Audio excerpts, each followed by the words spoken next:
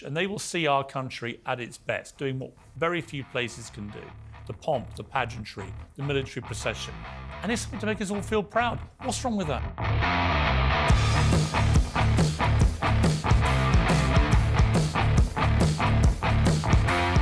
The big budget Netflix series on Cleopatra has been hit with claims of cultural vandalism over the casting of black actress Adele James in the lead role. Well, Cleopatra's precise heritage is a point of scholarly debate. There's no evidence that she was black, and the casting has caused major controversy in Egypt, spurring a lawsuit and claims the programme makers are erasing Egyptian identity. It's not the first casting controversy we've seen, of course, though the backlash is normally the other way round. Bryan Cranston was lambasted for playing a disabled character in The Upside, as was Jake Gyllenhaal, who starred in The Prince of Persia despite not being Persian or a prince. And of course, Eddie Redmayne, who issued a grovelling apology for playing a trans woman in The Danish Girl. So is casting Cleopatra as a black woman culturally insensitive? Should we care? Isn't the job of an actor, after all, to act? Well, joining me now is legendary Egyptian comedian Bassem Youssef and author of The Case for Cancel Culture, Ernest Owens. Well, welcome to both of you. OK, let me start with you, Ernest Owens. Off you go. Yeah, I think that this is ridiculous. I think that she is in full range to play Cleopatra. I think people should remember that there was controversy when the late, great Elizabeth Taylor played Cleopatra, and people thought that it was inaccurate for a white woman like her to play the character. History has said that there is some racial ambiguity around Cleopatra's identity. She's definitely not white.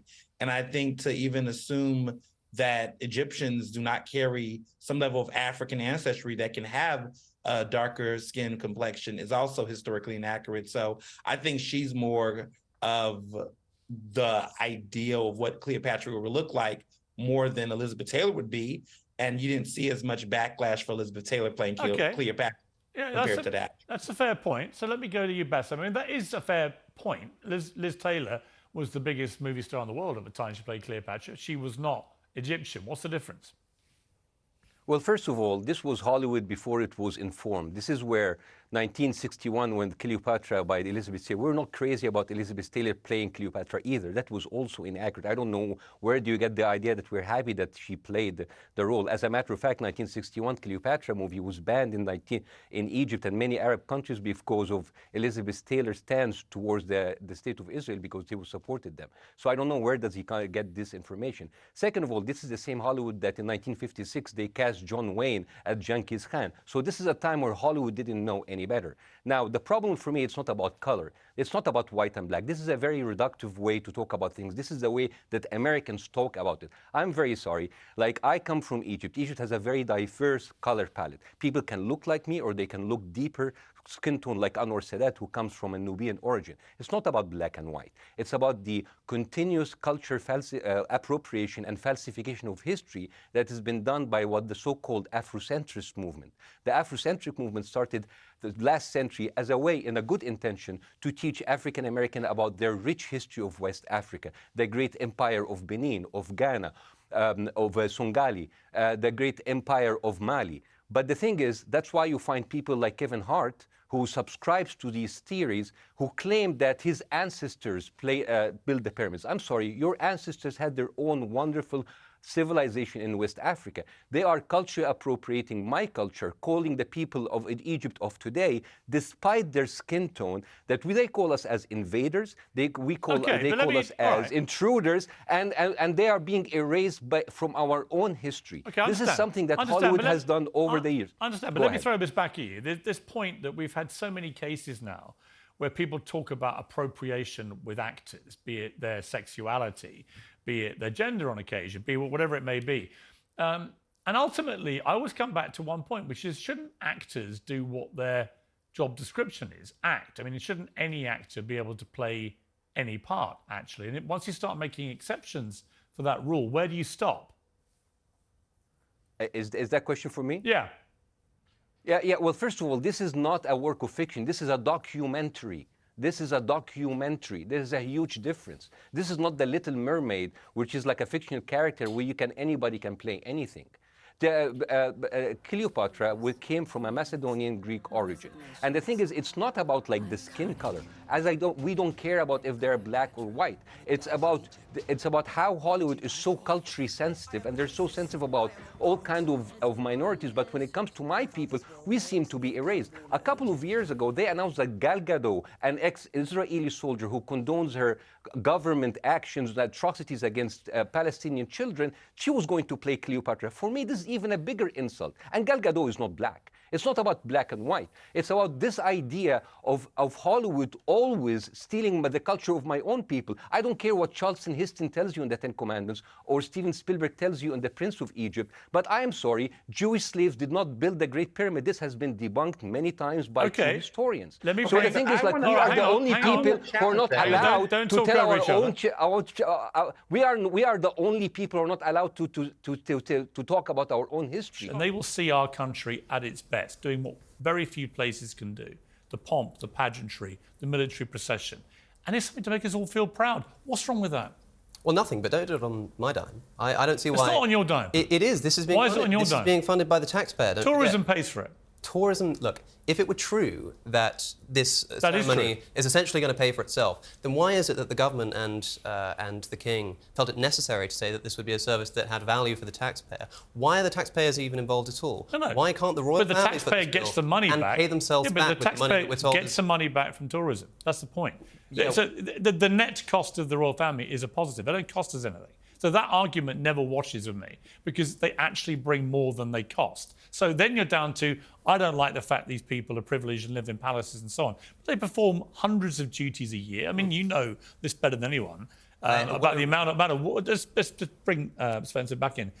You know better than anybody the amount of work they all do, right? I mean, they work hard. Well, no, just to be clear, I'm not, I can't speak from, for them. But you're aware of the work they do. As an observer, they're a very hard-working family that symbolise patriotism, in this country. And, the majority of them have dedicated their entire lives to service, to help Britain.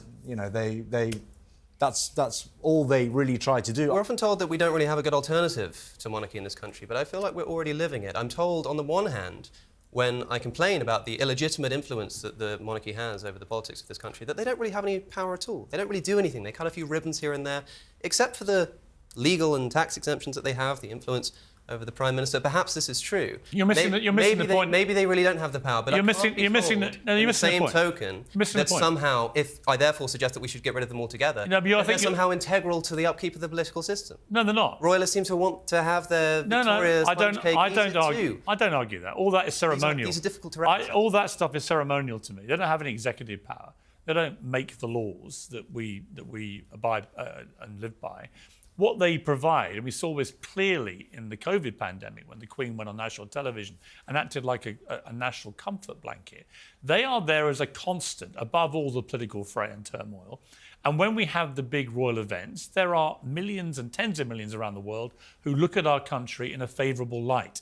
And you cannot calculate, to me, that value just in what you think it costs to put them in palaces and things, because the value, in my view, if you take it in totality, outweighs that. And that's where their value lies to me. Let me bring in Larissa, who's been listening patiently. Larissa, you're a young woman. What do you think of the royal family? Are you violently opposed to them? I think it's not necessarily important to dwell on my personal opinion, but looking at the statistic that you've shared there, I think it's interesting that, in the video prior, this bringing in Harry and Meghan into this, is bringing all sorts into this, when really young people not caring about the royal family is because young people have so much to care about right now. We care about the intergenerational economic gap between those who have come before us and being a generation that may not do better than those prior. We care about climate breakdown and the fact that we may not even have a planet to have royals on. We care about the housing crisis. We care about the cost of living crisis. There is not space within the Overton window to then discuss the fact that, are these pompous displays of excess, an insult to the widening gap between rich and poor and the poorest in our society? To even question this is seen as hating Britain, when really it's about wanting the best for everyone in Britain. So I do struggle with this idea that, there are certain things that have happened recently that have caused young people to move away from liking the royal family, when really it's that we're not steeped in all of the nostalgia that I think lots of people except that I would argue this, right? We've become a far more multicultural society than we were, say, 30, 40 years ago. And there's no doubt that in the polling, for example, on Meghan and Harry, young people tend to feel sympathy and believe what they're saying about the royal family. Older people over 40 don't. I mean, the polls are very clear and very split. And my argument would be that their allegations in particular about racism in the royal family and callous disregard for mental health and so on, which were pushed very hard and now seem to be in massive retreat, that those allegations caused enormous damage with young people, particularly perhaps young non-white people in Britain who believe the royal family, because Meghan Markle said they were, are a bunch of racists. I was going to ask you if that was a dog whistle, but you actually just explicitly said that yourself. So you are, let me just get this correct. You believe that because there are black and brown young people in the country, they hate the way that the UK functions. Is that your argument? They hate what? They hate the way that the UK functions with the royal family. Is that the premise of your No. argument? Sorry, you've obviously misheard me. Before you throw phrases like dog whistle, around, maybe listen to what I actually say. What I said was young people in the polling tend to be a lot more sympathetic and a lot more believing of the allegations of racism by Meghan Markle and Prince Harry against the royal family. Well, I'm joined now by the British Olympic marathon runner, Mara Yamauchi, and by rapper and podcast host Zubi. Great to see you here, Zubi, who once took part in a weightlifting competition 4 years ago as a woman to kind of prove a point. And guess what? He won. And by TalkTV contributor Paula Rowan-Adrian, who will still be attempting to defend the indefensible on this issue. Well, Glenique Frank, just to be clear, or Glenn Frank, whichever Glenn or Glenique is identifying as this week, was invited to appear but pulled out this morning. And like I say, Glenique or Glenn, again, we don't know because Glenique's going back to being Glenn in future races and has always run as Glenn before, did say it was wrong. But you are asked when you enter the London Marathon, which category do you want to run in? Male or female? Or non-binary? It's ridiculous. The whole thing is ridiculous, as I keep saying. But there are still people who think this is perfectly fair and equal. And we should all just stop making such a fuss about it. So, let's have a little chat about this. Well, Zubi, let me start with you, because you come all the way in here. Great to see you in London. I love the fact that you tested all this 4 years ago, and you did it to raise the problem as an issue. And of course, you demolished all the females that you were up against, because physically, as a biological male, you're simply more powerful. But you exposed the futility, if you like, and unfairness and inequality of self-identity if it becomes limitless like this. Yeah, absolutely. I've been talking for more than 5 years at this point, but especially the past 4 publicly about the absurdity of the issue. And that's why back in February 2019, I had that tweet I put out there with a video of me breaking the British women's deadlift record while claiming I identified as a woman. You literally broke the women's record. Yeah, it was. So to be clear, it wasn't in a sanctioned competition, but it was from one of my training sessions, just showing how easily I could lift a weight that's Well, we're looking at it now. kilos. This is you as a woman. Yeah, it wasn't exactly difficult. Lifting about 17 Paula Rowan-Adrian, I would imagine. And I know you like a bit of weightlifting, Paula, so why don't you try and lift a bit of that later in your gym, see how you get on. Here's a spoiler alert, you won't be able to. Not because you're not a very strong lady and not because you're not a very committed athlete in your own right. Because of the biological differences. Now, do you get it? Is the penny dropping? So I get it, but what I wonder is whether you get it, Piers. What am I missing? What I wonder is why it is you're struggling with the fact that some people are different. I don't. And the people who have decided that they are different and who want to live a different life, some of them have the capacity to do that medically and legally, and they should be permitted to do that. Totally respect that. Always have done. Always supported trans people's rights to fairness and equality. Okay, so right to the point, it clearly erodes women's rights. That's my only concern about it. So where the absurdity comes, I worry, is where we've got this example of the marathon runner. And this was a fun run. It's the marathon. It's not a fun run. Great it's not a fun example. It's a great example. No. Tens of thousands of people London raise a ton of money, and it's a serious competitive race. It's a great example of people getting the opportunity to push themselves, not only personally, but also in terms of their charities. And this is a person who did that. And they are now so fearful, this person. They're so fearful. They've had to apologise. They've had to offer to hand back their medal. Well, they weren't that fearful because Glenn entered as Glenn Eek, and Glenn Eek finished a lot further in the race in the women's field than Glenn would have done in the men's field.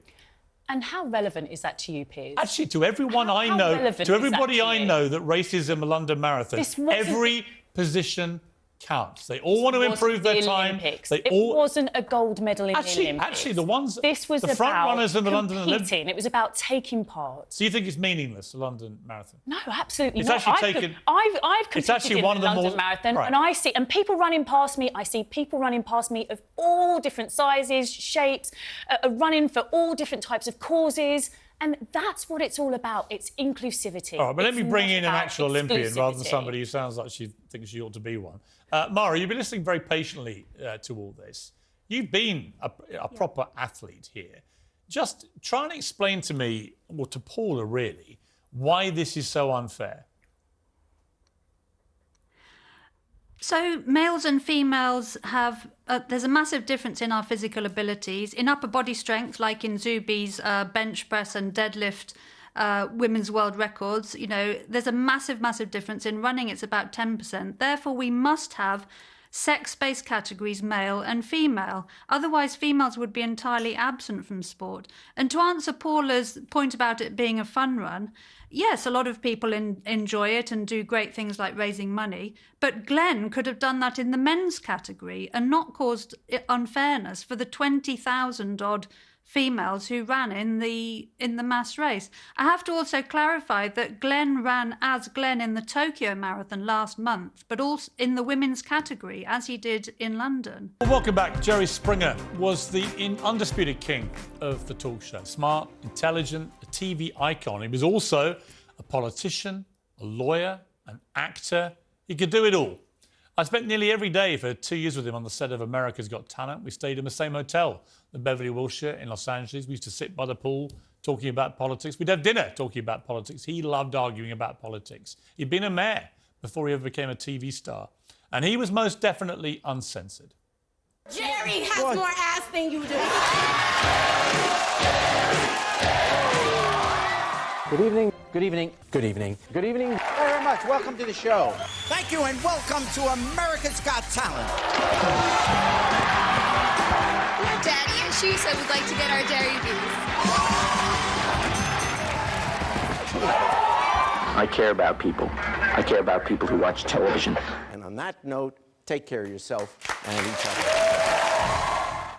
Well, today, Jerry's family said Jerry's ability to connect with people was at the heart of his success in everything he tried, whether that was politics, broadcasting, or just joking with people on the street who wanted a photo or a word. He's irreplaceable, and his loss hurts immensely, but memories of his intellect, his heart, and his humour will live on.